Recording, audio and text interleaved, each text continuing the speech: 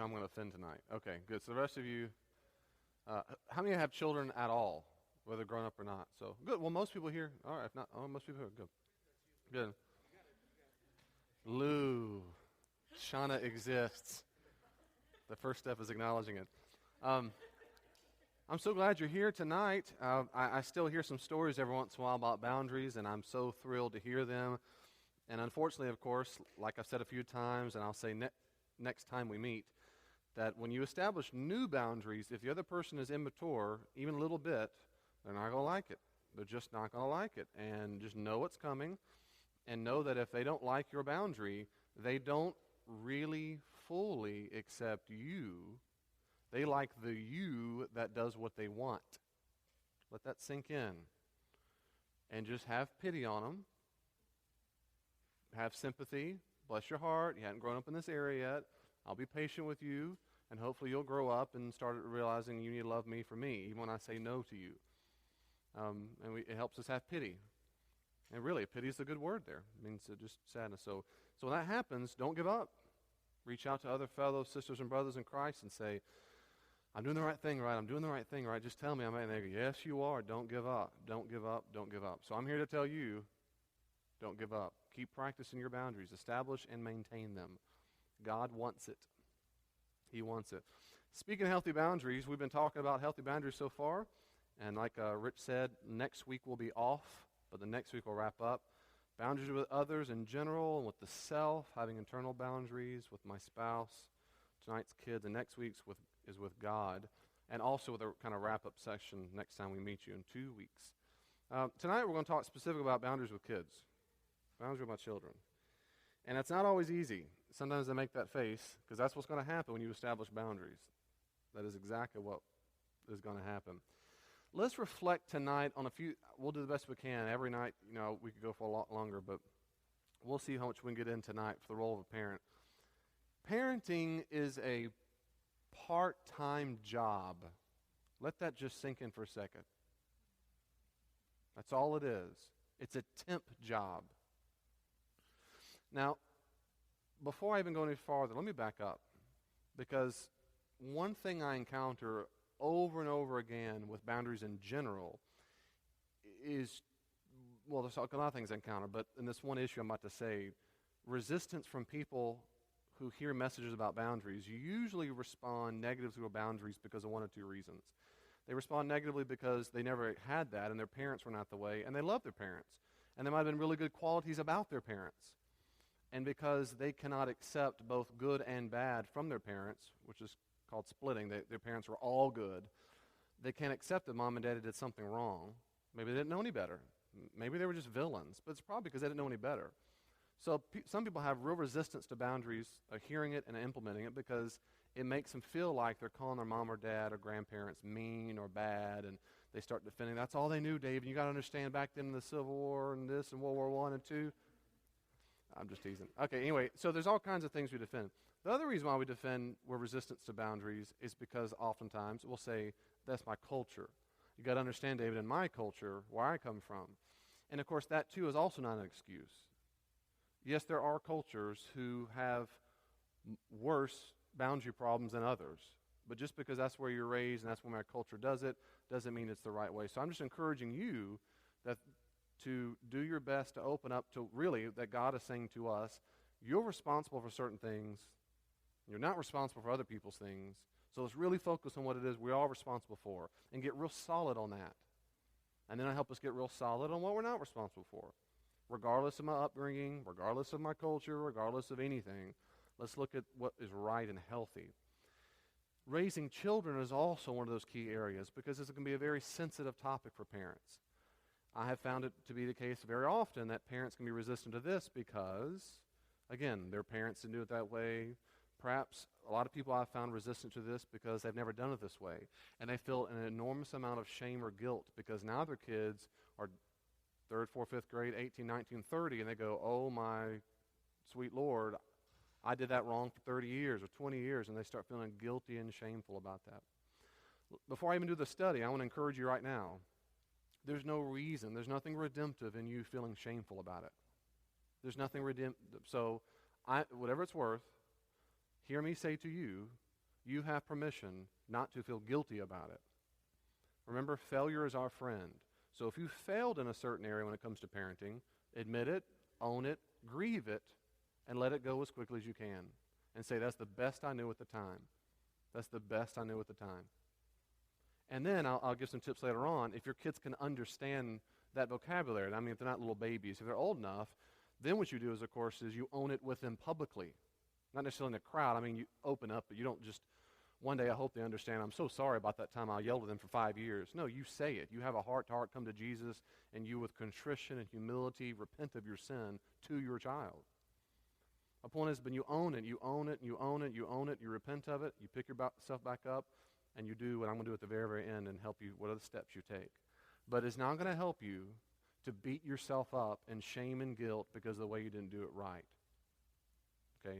If you want to do that because you feel some kind of self-righteousness or makes you feel better because you punish yourself, that's up to you, right? My boundaries and your boundaries. You can do what you want to. I'm just encouraging you. There's no need to do it. There's nothing beneficial to it. It's not going to work anything. You'll just feel worse about yourself. So just learn from it, grieve it, and go on. Okay, having said that, I want to start out with a little bit of encouragement to give yourself a break. Parenting's a part-time job. It is not an identity. If it is identity for you, this is going to be a rough night for you. Stick in there. Stick in there with me. Stick in there with me. Now, even though we bring children into the world, I have 2 children, okay? I have a daughter who just turned 6, and a wife, I'm just kidding, and a son who is 8. So I have a 6-year-old and an 8-year-old, a girl and a boy, and I adore them, love them. So I speak out of not just other people's experience, but also my own. Me and my wife particularly brought them into the world, literally, but of course we together, I understand that, so we're very much in stake with our own children. But it's very important that we understand, like our spouses, children are independent persons. They belong to God. They belong to God. They are not extensions of ourselves. They don't make you look bad or good or smart or funny. They're not extensions of you. They're not your property. They're not a slave. They're not your pet. They're to dance for you and skip for you and make you feel happy when you have a bad day. They're not your counselor. They're not your friend. They're your child. Dramatic pause.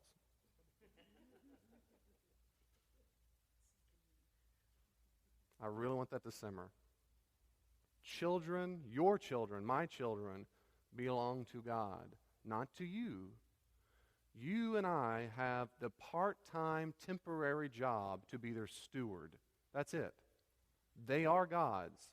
From the second of conception, they're God's, not yours, not mine. Our job is to make sure they stay, and I'll tell you that, to grow up as independent persons. They're not extensions of ourselves. They're not our property. They're not our pets. They're not our counselors. They're not our friends. And many people I know, they don't, benefit of the doubt, they don't mean to do this, but a very common one, I see all these, unfortunately, commonly, but the one I see a lot is the pet. My son does that funny thing. Hey, do that funny thing. Do that thing, do that. Go ahead, do it. To the crowd, right? To mom and dad or whatever, grandma, grandpa. Okay. They're not a clown. They're not a pet. Roll over. Good boy, here's a treat. Go get a DS. They're not a pet. They're not a pet. They're not a clown. They're not for other people's entertainment. They're not. They're not counselors or friends to make someone feel good. Grandma gets so sad when you don't hug her. Grandma needs to grow up. Grandma, I'm not in the least bit kidding. Grandma needs to grow up and develop boundaries and realize Grandma's responsible for her own feelings of sadness and value based on whether or not the grandson hugged her. Your child is not a counselor, a friend, property, pet, or an extension of yourself. Ever. Ever. They're just little adults. They're immature, but they're independent persons. Now, we're just stewards, that's all. Now, I love how Cloud and Townsend say this. Cloud and Townsend, I completely agree with the threefold. They say, in their view, parents serve as a protector, manager, and provider. Now, I'm slowing down on this first part because this is such a biggie.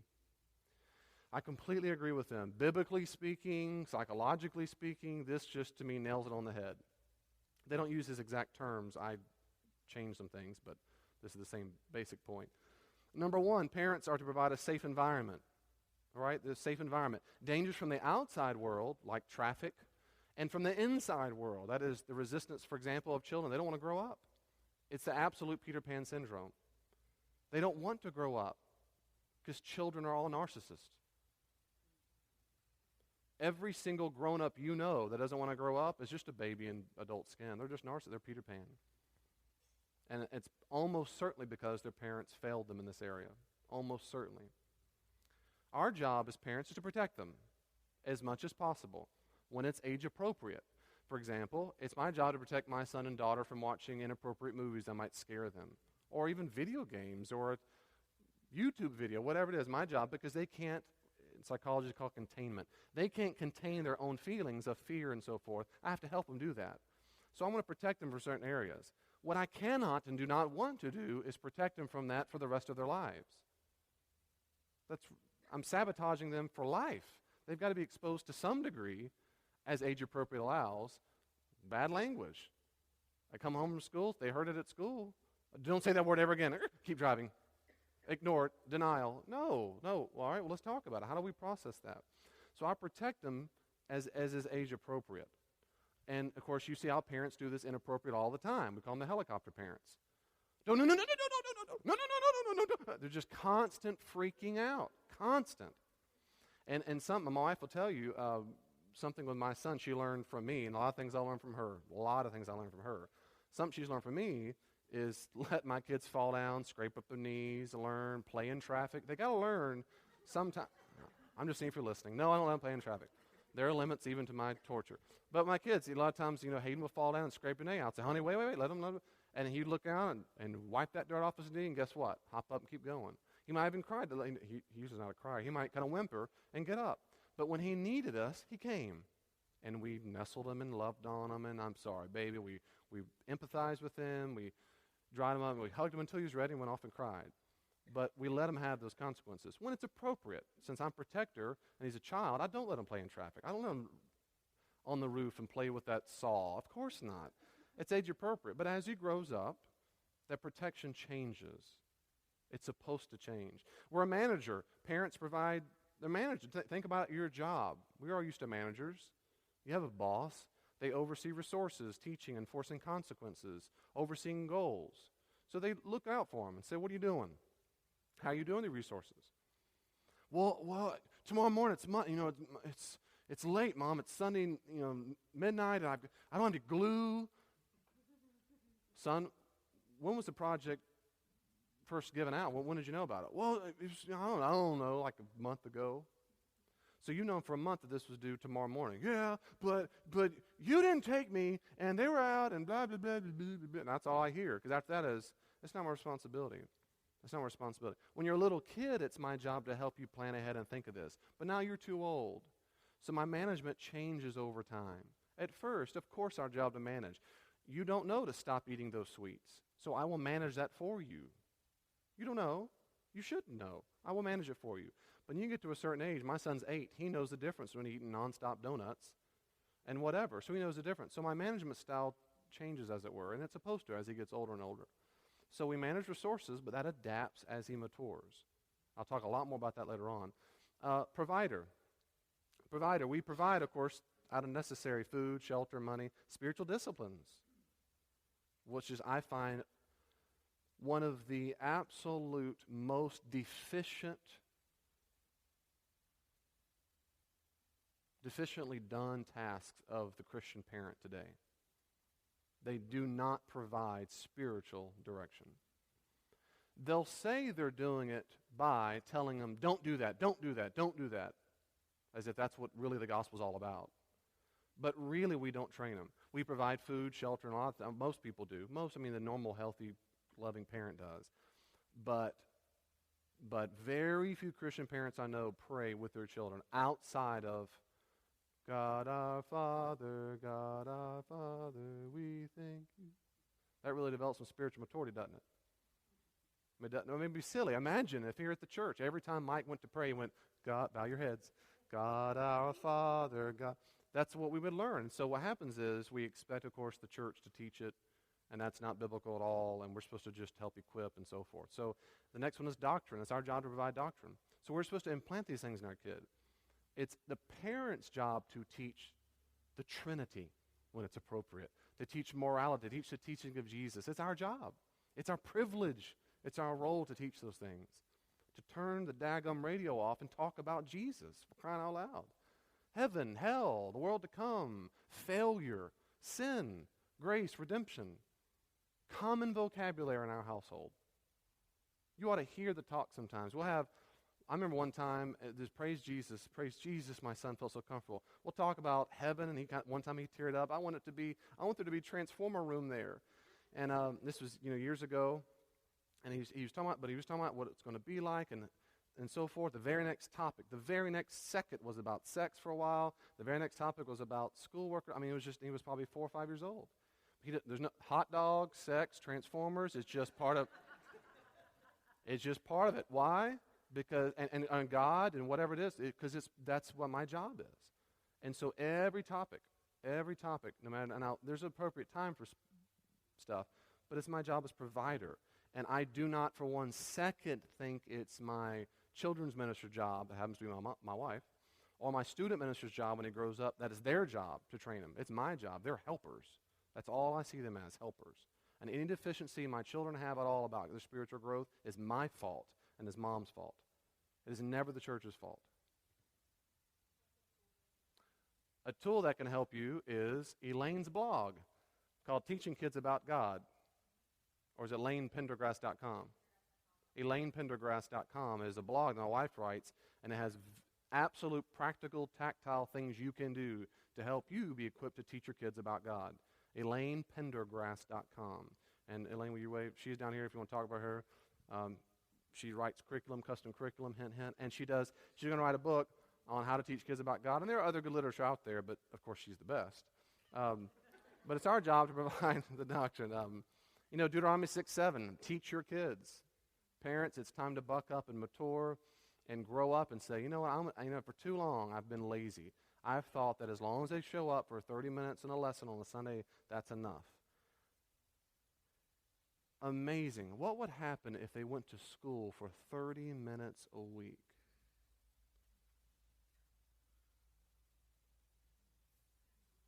And played the rest of the time. Parents would go crazy. Yes, they would. Think of how profoundly stunted and immature and ignorant the kids would be, those that do go 30 minutes a week. How much reading and writing and science and English and literature would you get piled in 30 minutes? It's okay, David. The people who teach them 30 minutes, they're paid to do that. They went to school for that. That's enough. That'd be silly. But we can watch TV. Okay, well, I'll stop. Sorry, Mike. I'm preaching. Okay, children learn how to receive resources and handle them responsibly. That's it. So parents progressively give children independence to obtain what they need. You want this, teach them allowance and so forth. They need to get allowance. There's so much more here, but they need to get allowance. They need to learn as they grow up. But all these things change over time. If you're not changing, you're doing it incorrectly. If you as a parent are not changing with your child's growth, you're not doing it correctly. It should be adapting with them. Just because they're older doesn't mean they're mature enough to handle it, but knowing your child's maturity level, you should be adapting as they go. I thought you could handle this much allowance money. You can't. We're going to back that down. Or you've done so well with $5, we're going to up it up to 10. You're always negotiating. They betray your trust, you take it back. They give the trust, you open it up. And it's just a constant negotiation. Constant. Now, before I even move on there, look at my handout right in the middle of page 12. Notice how I said making children happy or friend didn't even make the list. That's not your job as a parent. At no time in the Bible or the history of the church does it ever say, my job is to make sure my children are happy, or they understand that I really am their friend. They're not your friend. They're not my friend. I'm their parent. Does that mean I'm friendly? Sure. Yeah. Does that mean, David, when they get older, I can't stay more like a friend state? Sure you can. But they're not like the same thing as a real friend. They become adults. One day, God willing, One day my son and daughter are going to grow up. They're going to be 30 and 40 years old, and I want to be 50, 60 years old. And then, of course, it should be, where we're adult to adult. And they might come to me with wisdom, but want wisdom. Or, Dad, what do you think about so-and-so? And I would offer it. Never in a million years am I going to tell them what to do. Certainly not by that age. Good heavens, I have failed miserably. Daddy, how do I change a tire? You're 35. Well, man, I will weep. I will weep. If they have no idea what kind of mate they should be looking for. It's too, so by that stage, however, if I've done my job well, they will see me as someone to get wisdom from sometime. And I might hang out, go fishing or camping, whatever it is we do, and more like a friend would do, and that's fine. But nevertheless, I'm still their dad. It's never, ever, ever, ever, ever a pure equal relationship. It's never just like that. Certainly not when they're this age. They're not my buddy. I'm not here to make them happy. And I used to teach at a high school, and we used to have evaluations, and they still do them. And I see some merit in it, but in general, I don't see merit in it at all, because I used to tell the kids that. I used to say, I don't see any benefit of you doing this, because why not? What? And they would, because I tease them a lot, and they would, why not? You don't know what you need. I know what you want, and you're going to judge my class based on whether or not you had fun. And I don't care if you had fun. I know more than you do about this subject matter, and I know what you need. But I care a little bit. But that's what everyone, and this faces and crickets, you hear them. I said, I've heard it once, I've heard it 1,000 times. You leave church, how was church? It was what? Boring. That's not what I asked you. Are you a better disciple or not? See, you can't even think that way because you're a child and you're a narcissist. I don't blame you for that. You're a child. It's what children do. But adults have grown up past that. We realize sometimes you have to go through pain to learn something. It's like asking the person in the military, and they're talking to the drill sergeant and go, how was boot camp, honey? It was boring. It was awful. And I'm writing an evaluation. That drill sergeant was mean. Didn't let me play. I didn't have vacations or break time, and had all this homework. They wouldn't give a rip. They wouldn't give a rip. And here's why, and everybody knows it, even the people in the camp. I'm doing this to tear you down, to build you up. And nothing about this experience will feel good. But at the end, I'm going to produce a soldier. In a similar vein, though our houses are not military, they're not, of course not. But the point is, in general, my goal is not to make my kids happy. My goal is to put in my kids' character, and I'm going to talk about that later on. I want them to have character. Character. By that I mean Christian character. Not happy people, but people with Christian character. Okay. Children are not born with boundaries, they learn it. They just learn it. Or it means they don't learn it. The point is that's it. They're not born with it. They're not. They come in with that sense of an empty slate. In fact, the exact opposite. They naturally think that everything around them is an extension of themselves. And since they don't want to experience pain and they want just pleasure, they get very mad at you and me when we don't give them that.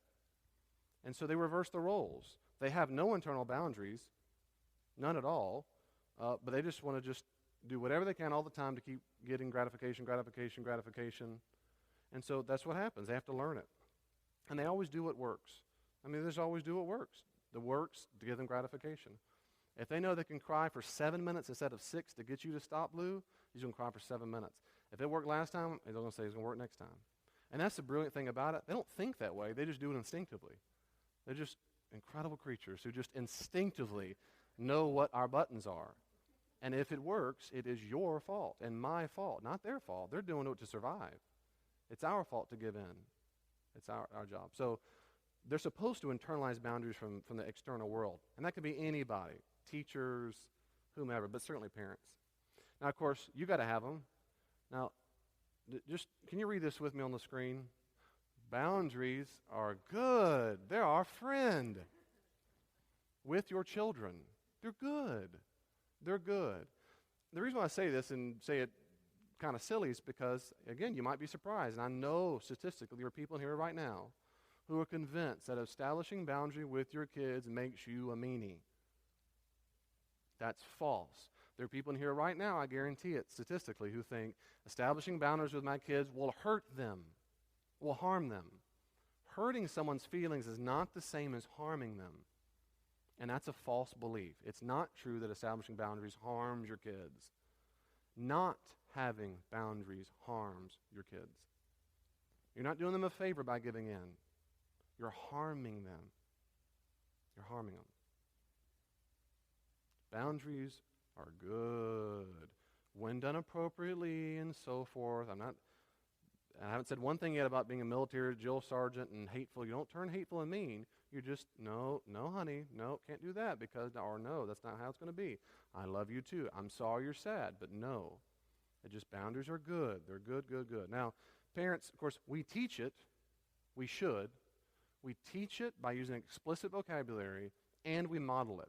In my home, we use those words all the time about boundaries. All the time. For example, Hayden, just as early as they understand English, we've been using these vocabulary words. Like with food, as soon as Hayden could understand, he didn't understand what the word meant, but as soon as he could understand food vocabulary, we say protein. No, you need more protein than you do sugar.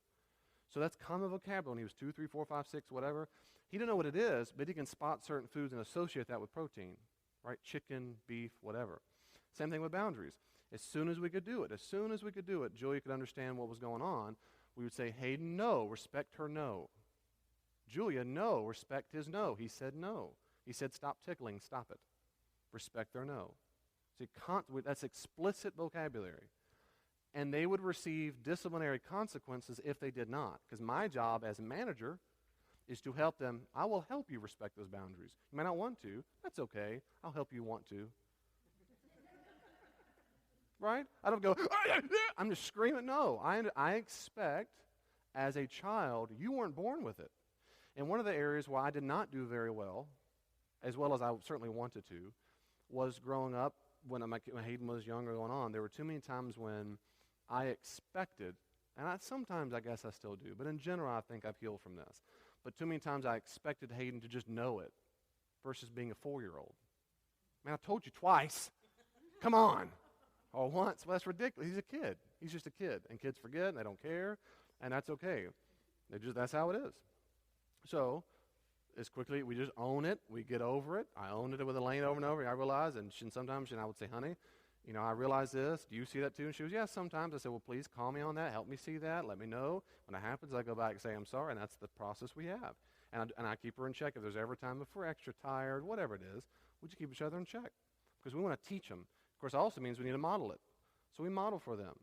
They don't see mom and daddy having boundary problems often.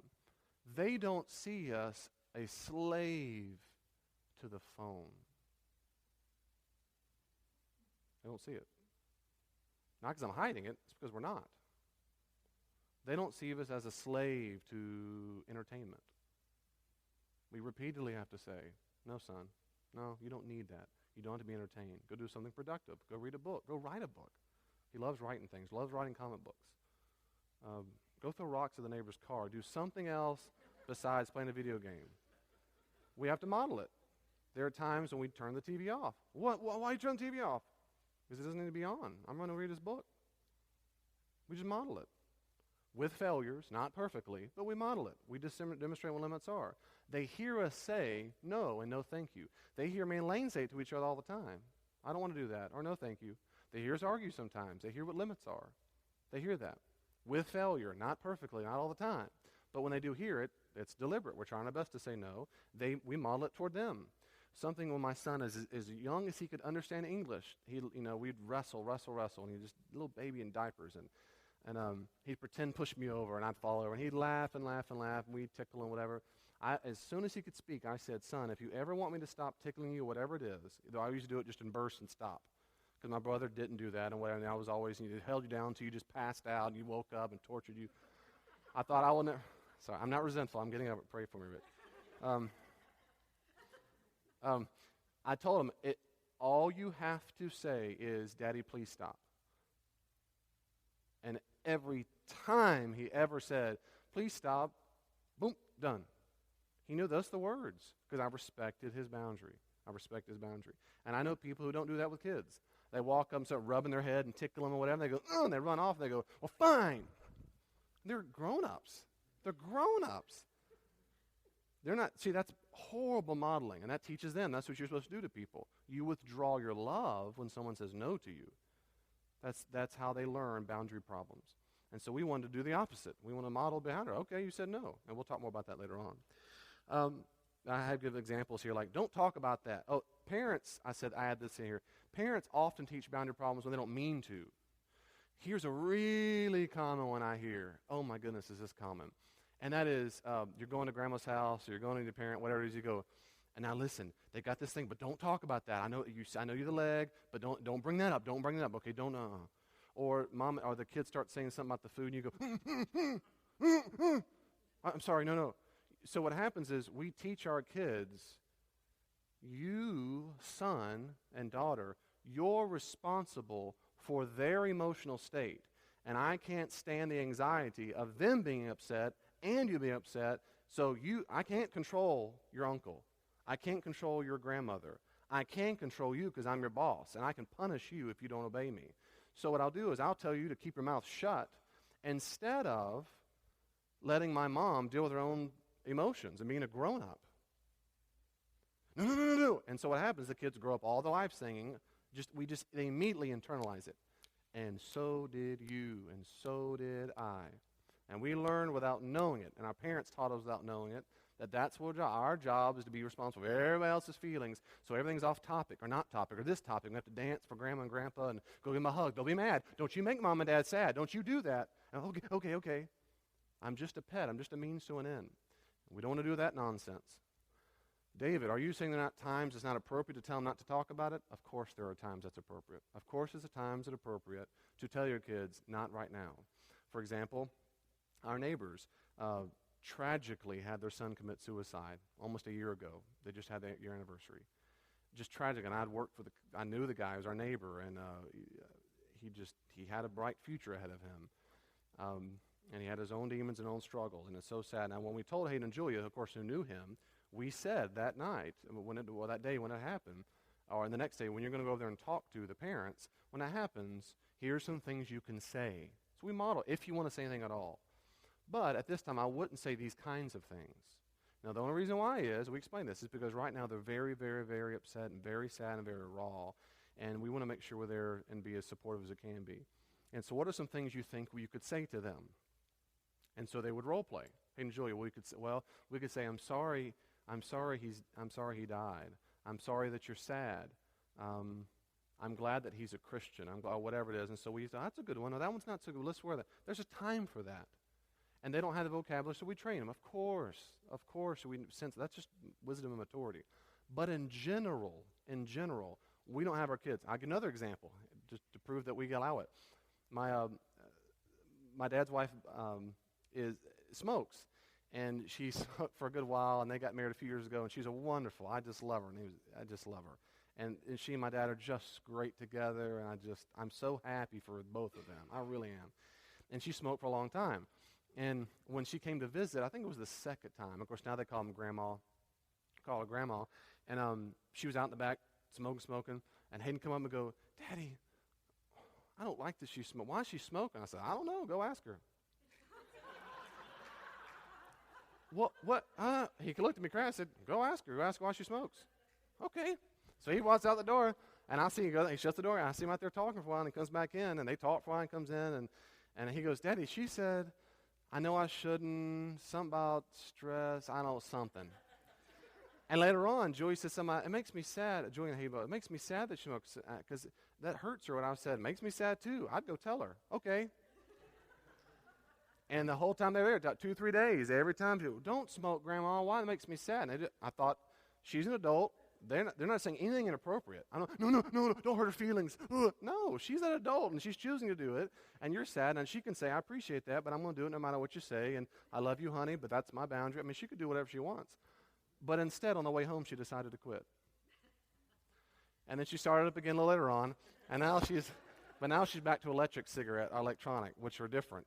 They have nicotine, but they've cut out all the stuff that especially kills you. So that's good. But all to say, my point is, I don't know, go ask her.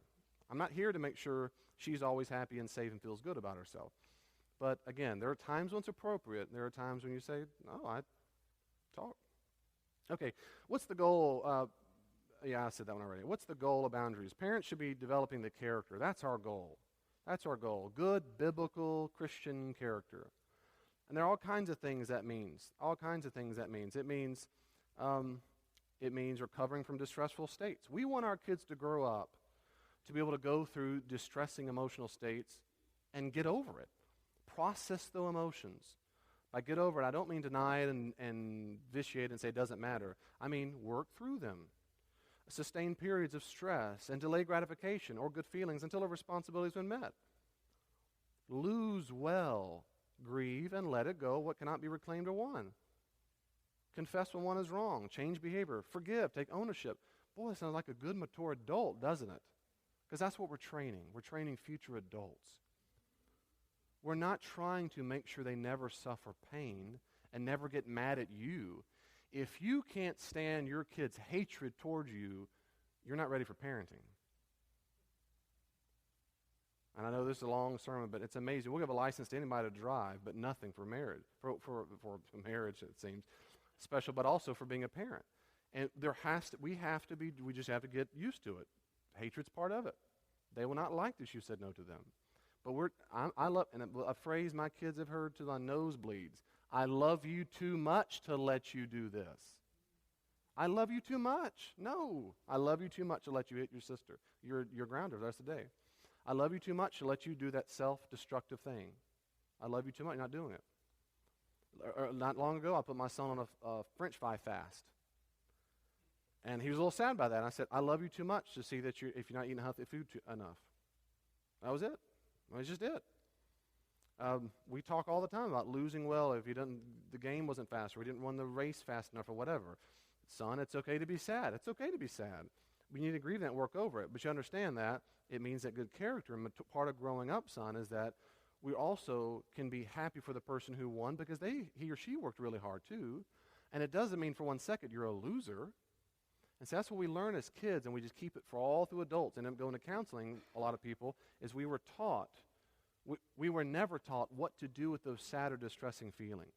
And that's called containment. We were never allowed to we didn't know what to do with them. And why? Because your parents didn't teach you how to do it. Why? Probably because their parents didn't teach.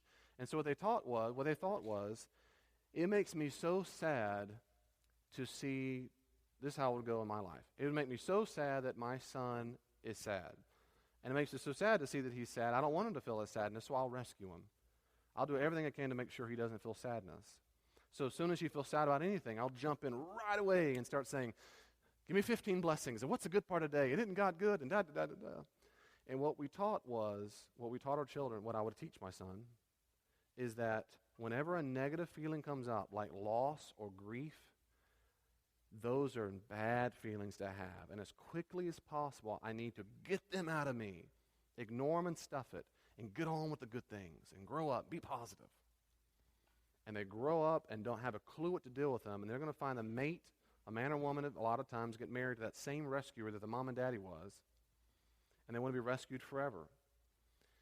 We need kids with character who deal with things like that. Now, does that mean as children they can do this right away? No. It just means that's part of our goal as parent, is we are thinking what they're not thinking. We're always thinking, how can this event help you grow up? How can I help you grow up? Now, there are common ways parents fail the test. Now, children test boundaries. Parents should resist the testing. Children test them. Parents should resist them. Children test them. Parents should resist them. I know I was repeating myself very much deliberately. We're to resist them. Resist the devil and your kid, and he will flee. Did I say that out loud? I mean, I'm teasing. They're not the devil, little angels that they are.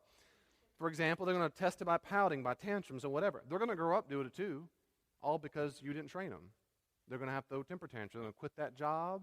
They're going to cuss out the boss and walk out the door, all because it worked on you. It worked on you. They learned it as a kid and all their childhood. That's how I get my way. I throw a tantrum. Well, of course, not in the real world. You'll be fired in a heartbeat. You'll never get a job. You won't have any money, no life, no dreams, no aspirations. Well, we can fail it by either depend on the child for emotional support. For example, if we've been through childhood trauma or divorce in our childhood, we want our kids to be our own friend or counselor. They're so sad that they're going through a divorce that they rely heavily on the kid, and they spill their guts, and they start, you understand your daddy, he did this, and your mama, she did, I need you to be there for me. I know exactly what that's like because I was that kid. I'm not your counselor, Mom. I'm not your counselor, Dad. That's what your kids would say to you. Get off my back. I was not brought into this world to be your counselor. Go find a friend. Go hire a counselor. But I'm not it. That's one of the major ways we fail the test, is we go to our kid and say, please give to me what my own spouse couldn't give me or my friends can't give me, and we're going to fail the test. And so since we fail that test, we feel so sad, we lose our boundaries with our kids. We lose them. We can't establish a boundary. Why? Because we need them to come check on us and check on Mom and Daddy. And, oh, you're so sweet, honey. You're just always checking on Mama. They have bad boundaries. It's so unhealthy. And so we drop our boundaries, don't have any, because we need them so much. That's one way we fail the test. Another way we fail the test is we over-identify with their pain. We over-identify it. And since you might have undeveloped issues, rather wounds that have not been healed, you project your own pain into them and say, because I was abandoned as a child, because Susie's crying when I go on my date, she must feel the exact same terror I felt all those years. That's patently false. But because you have your own woundedness you haven't worked on, you project it on your kid like a good old funnel, and a pipe just channels it straight on through. Or because as soon as Jimmy starts crying about homework, and when I was a kid, my parents never helped me, and I want to make sure I do whatever, they'll never feel that. So what we do is we way overcompensate, and we buy everything they need and do their homework and type that paper and do everything, because why? My parents never did it. And that's understandable. That's natural to our opinion. We go way on the other side, but we've got to stop that and own it and say, no, I'm not going to do that. Instead, what I'm doing is I'm responding disproportionately to my kid's pain. And I'm dropping my boundaries because I just can't stand it when she cries. No one gave me hugs when I was sad. Forget the date. Never mind. Oh, that concert doesn't matter. And that church doesn't. It doesn't matter because my kid needs me right now. There are times your kid does need you. But we can't project our own woundedness into them. That's the way we fail the test. They might think they're just terrible, terrible sad. How many times does that happen, parents, where your kids just can, if you have a good boundary, and they're just weeping, I didn't want those fish sticks. And then within 5 minutes, they're going, playing with a toy. They'll get over it. Children are incredibly resilient. How do we teach kids boundaries? How do we teach them boundaries? Well, we've got a lot of stuff here, and I'm not going to read all that. Consequences, consequences, consequences. If you are consequence-free, you are boundary-less. You are boundary-free, and that's unhealthy, and not what God wants of us.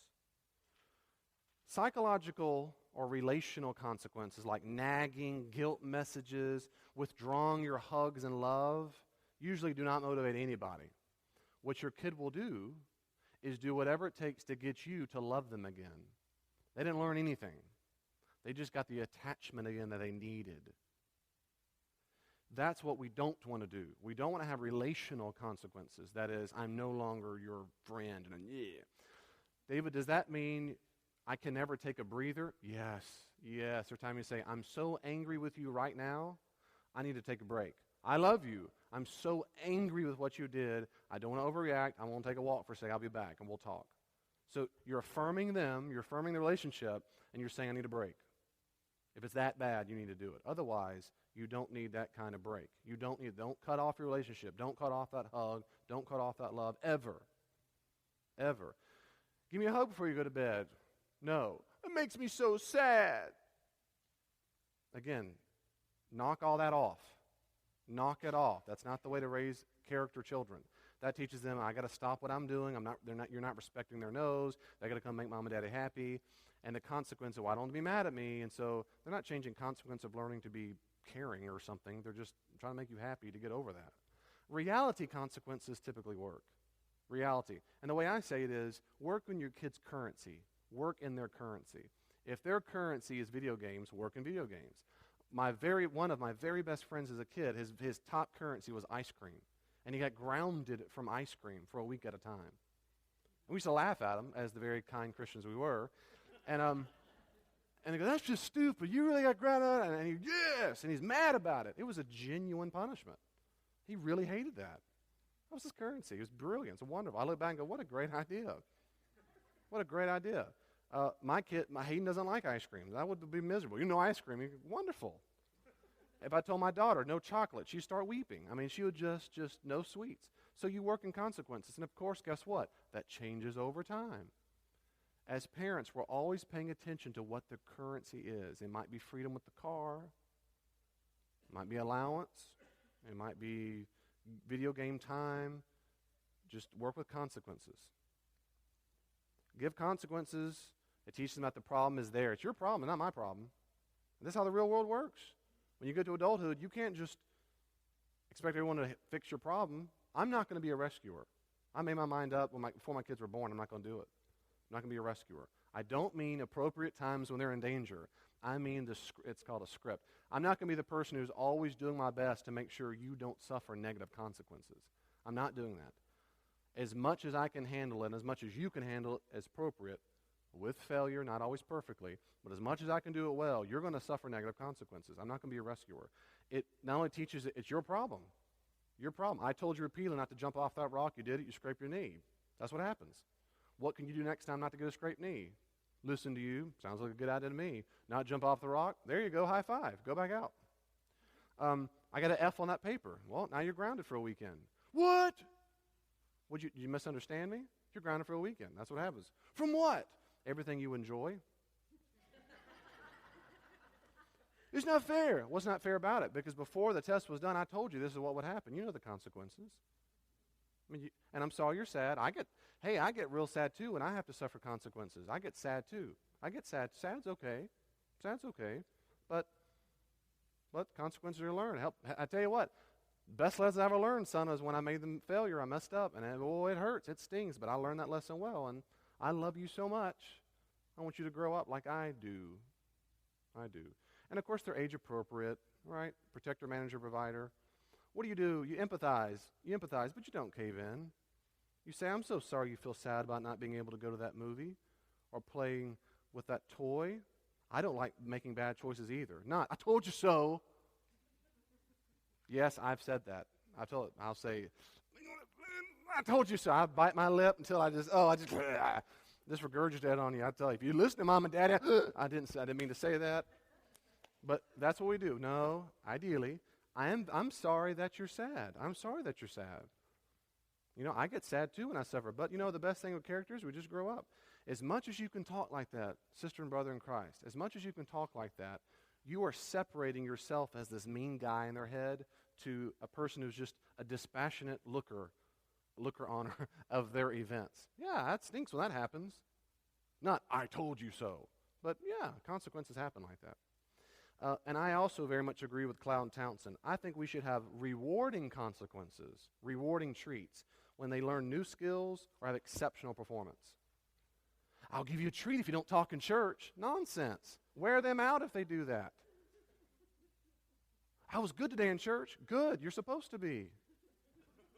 I've never been pulled over by a police officer and say, hey, I want to say congratulations. You have obeyed every single speeding limit from now on, and can I give you some money? Here's some candy. Thank you. That was the most absurd nonsense. And I've told my son that. I don't get son. And I always say that's part of maturing. It's part of growing up. You do. It's expected. Now, let's say, for example, my son had been rotten at church for a month, and then he stopped. I might do a treat. And I would say very clearly, I'm going to give you a treat because that's like a new skill. You've worked really hard on this. You've worked really hard. And I'm going to reward you. I'm not rewarding you forever because part of having character is not doing this. Is learning responsibility. My son now is probably going to get tired because he's gotten a certain age. I use that word every other day. That's part of responsibility. I can't find my shoes. Don't you yell at me. That's not my responsibility. I say, son, we're late. I can't find my belt. I go, you better go find it. That's not my responsibility. Go find it. But he'll learn. I can give a treat if he does something really well. After that, I say, it's your responsibility. I expect you not to act a fool at the store. I expect you not to. And you will continue to have negative consequences until that changes. But I tell you what, if you don't get on the bad color, we have colors at our school. Green's the best. If you stay on green for a full week, I'll think of some sweet to do. But after a week, or even 3 weeks, or whatever it is, and after a week, you say, I'm so proud of you, and I'll keep this up. And if you don't, we'll go back to the negative consequences. But if there's a new skill or exceptional, do it. Do it. I told my son, he has these books. I wrote a book called A Skeptic Challenges a Christian, and it's an imaginary conversation between a skeptic and a Christian. I'm the Christian, and I really like the book. I'm proud of it, and my son's reading it. He's 8 years old. And he's about 2/3 through it. He also read Case for Christ, Case for Faith, Case for the Creator by Lee Strobel, but it's a kid's edition. And I told him, if you write a little half-page summary of every chapter, when it's finished, I'll give you a pizza party. And he hasn't done it yet, but he said, okay, he wants to do that. He wants to write, he wants to work on those slowly. Well, that's going to be exceptional. That'd be exceptional. But see what happens? This stuff just internalizes in him. Internalize them. That stuff. Responsibility, always do our best to teach kids responsibility, and that is, how did you contribute to the problem? I like this little chart. This is from Cloud & Town. It's the top of 14. For example, a friend at school is mean to me. What's the speck? She's so hateful. What's the log in your kid's eye? How might I have hurt her? I received a bad report card with a speck. The teacher's weird or stupid. Oh my goodness. Every teacher I heard all the time, they're awful teachers. Is it in the realm of possibility that you sleeping through half the class had anything to contribute with the consequence? Is it in the realm of possibility? And I had parents who come meet with me. Well, I want to see this, this, and this. And I thought, shouldn't we start with your child's behavior in class?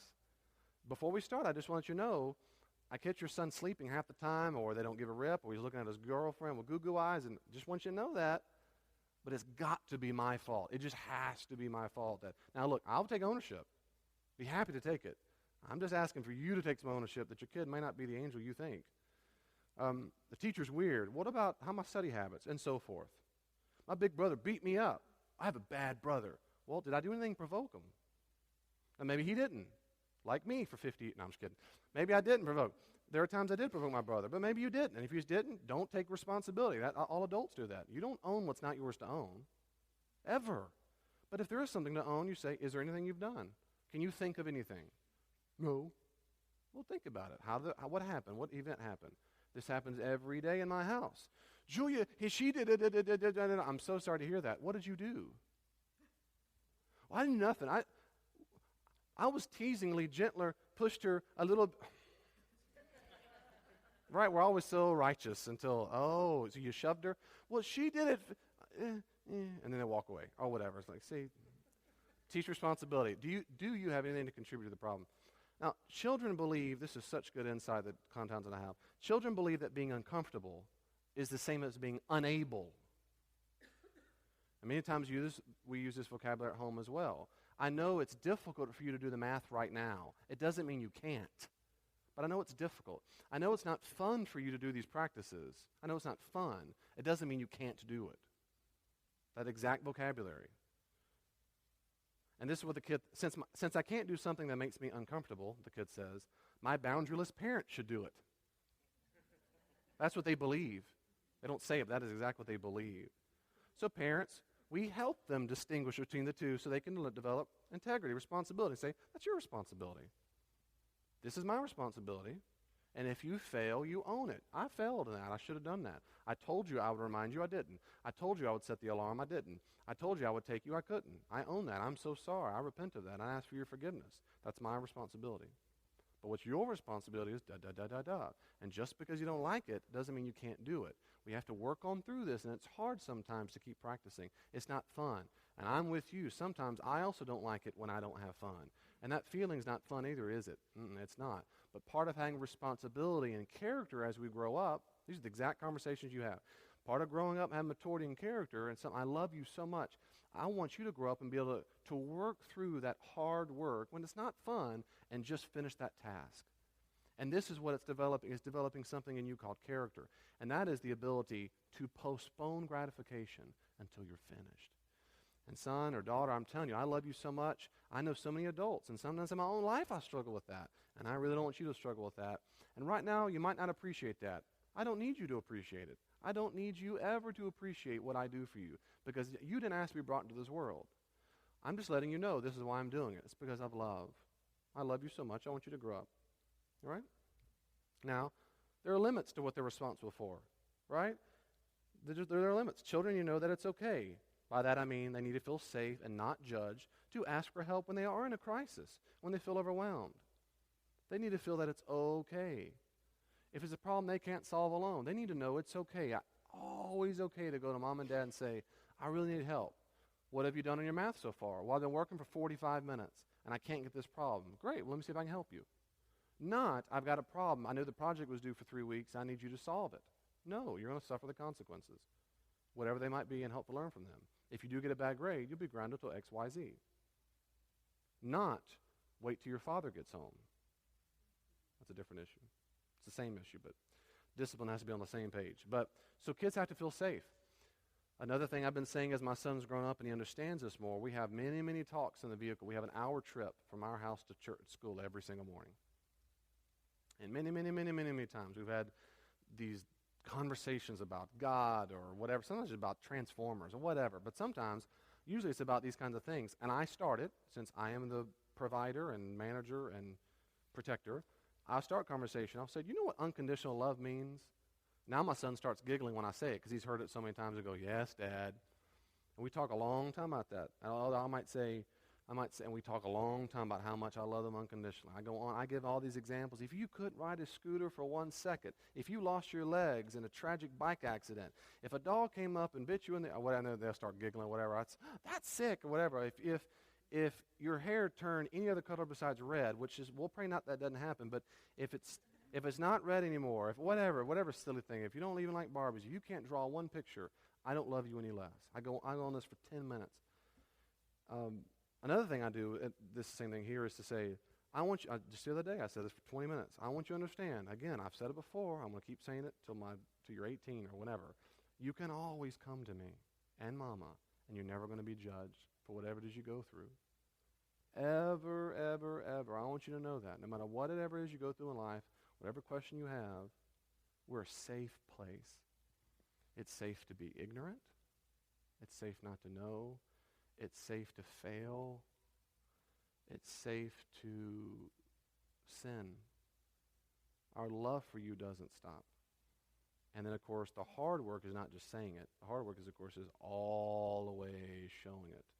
And I remember counseling families through all the years and keep saying when they talk about in these situations where they go off, like the parents divorce and the other mom and dad is now with this drug dealing dude or whatever, and it's awful. And we talk about a lot of things, but one of the things is we say, tell your kids when they come around there, if they tell you something and it shocks your pants off and you get very rageful or angry or sad or whatever, in that moment, they don't need you to break down. They need someone to listen to them.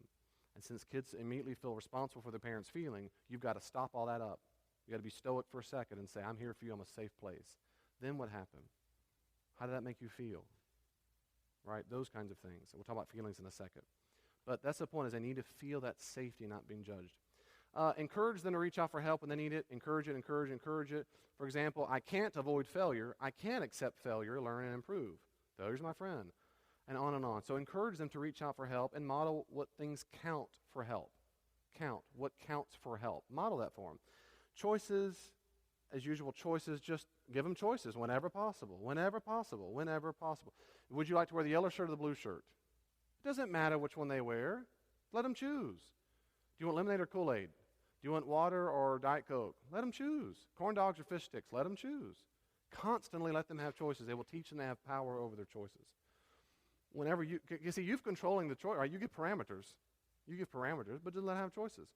That's so good for them. And respect their no whenever appropriate. I gave you my tickling. Time away. If my kids say, no, I don't want to talk right now, okay, I'm going to my room. Okay, I'll help you feel better. Go sort through that. Give them time. Don't chase them up the hallway. Come back, give me a hug right now. I feel badly as a parent right now, and I need you to make me feel better. No. Whenever it's age appropriate with clothes, money and so forth, as it's appropriate, have the courage to be hated, like God has the courage. Have that courage for them to look right at you and say, I hate your guts, and just go with a smile on your face, I love you, baby. I love you. And I know right now you have this strong feeling, and that's okay, because I'm a safe place to have those feelings. I don't judge those feelings, and you'll get over it. You will, but in the meantime, I love you, and my love's not going away, and so forth. Let me do a quick things over feelings. We're out of time. A parent's job for feelings is never, ever, ever, ever, ever to prohibit the child from feeling an emotion. It's not our job. We're not the feeling police. sadness, grief, anger, despair, regret, hatred. It's not our job to block them, to rescue, to discount. Our job is to help them process it and work through those emotions. You and I teach our kids not to judge feelings. Let them grow up in a home and an environment where they go, I don't know what you're talking about, Bill, because in my house, we were allowed to feel anything, and I was safe. And they're going to find friends like that. They're going to marry someone like that. They're going to have kids like that. They will always be and look and be attracted to safe people. So don't judge how they feel. Only judge the way they express their feelings. It's okay to be angry. You can't express it like that. So here are some appropriate ways to express anger. You can raise your voice some. You can journal. You can go scream in a pillow. You can go to your room. You can take a walk. You can pray. You can talk to me about it. There's a whole host of things you can do to process your emotions. But you can't do that. You can't slam a door. You can't hit your sister. You can't kick the dog. You can't. So you see the difference? Feelings, good. Expressions, not all good. Not all behavior is good. So we don't judge feelings. We judge the expressions of the feelings. And we help them do it. Kids are not born with vocabulary like that. They don't know how to do it. And so we give them vocabulary. The other day I said, son, how did that make you feel? He talked about it at school. Something happened, and he and some other kids were singled out, and other kids were pointing and laughing. I said, baby, how'd that make you feel? And he said, did it make you feel anything? He goes, no. I just was really angry, and da-da-da. I said, hold on, son, that's a feeling. Anger's a feeling. It's okay to feel that. You felt angry? Yeah, da-da-da-da-da. Did you feel anything else? I don't know. And then he did a little bit. And I helped him. Did you feel embarrassed? He goes, yeah, I felt embarrassed. How did it make you feel to feel embarrassed? Oh, I guess kind of sad, embarrassed, like I was in a cage. I was an animal in a cage, and they were pointing at me. I said, son, I'm so sorry I'm sorry you felt that way. I felt that way too in my life, and that's very sad. I'm sorry about that. Why were they doing that? We talked about that, processed it. What do you think you can do next time, and so forth? We just work through that. We help them. We put vocabulary in their mouth. Not, you're doing this and you're feeling this. We ask, did you feel like this? If they can't do that, what my son did, even at that level, you say, describe your feelings like the weather. Are you feeling cloudy and rainy? Draw a picture for me. Draw a picture of a face. Draw you on this paper. What happened? They'll display a whole lot. If they draw a picture of you with a knife or gun in their hand, you need to quickly go to a counselor and say, but they'll tell you, pay attention. If they're irritable, if they're quiet, you just pay close attention. And of course, you always normalize your feelings. I'm so sorry you're scared. It's okay to be scared. Sometimes I'm scared too. How bad are you scared? That's what I did the other day. How bad were you embarrassed? And I'll say, what are some things we can do to get over that embarrassment or that sadness? You know what I do when I'm sad or I'm embarrassed? I think of it this way, and I pray about it. And I go to God, can you help me have strength not to try to be mean to that person on the playground? God, can you help me do so-and-so? And I ask for courage to stand up for those who, on and on. So I help them think this through. It's okay to feel that. It's okay to feel things. Well, we don't know. I hear what you did. Next time, I know you're angry in the gym. Don't push anybody. Pushing's not appropriate. That's violence. So we don't do that, right? That doesn't make God happy, and that's not how he designed us to be, and that doesn't demonstrate love for our neighbor. So it's okay to be angry, but next time, what are some things you can do instead of pushing Jim or anybody else on the basketball court? Let them think of some answers. They're very creative. They will. I guess I could go off the court and breathe. Yep, I get some water. Yep, I could tell the coach. That's a great one. That's a great one. And the next time they come in the car and they start telling you, today this happened. Guess what, Dad? I did da-da-da-da. You go, wonderful. High five. Way to go. You're just like your mom. Trying to give, there's some positive feedback. They don't always have to be negative, right? We normalize with them. That's good. So next week we're going to talk about healthy boundaries in God. And next week, sorry, I didn't change it yet. The next time we meet, we'll be wrapped up. I know we're out of time. I tell you what, let me go ahead and pray and close this. And if you have questions, I'll be up here and we'll be wrapped up. Before I do that, I want to say one more time just to encourage you. If tonight's been tough and I've stepped on every toe you had and finger, don't give up. Don't give up.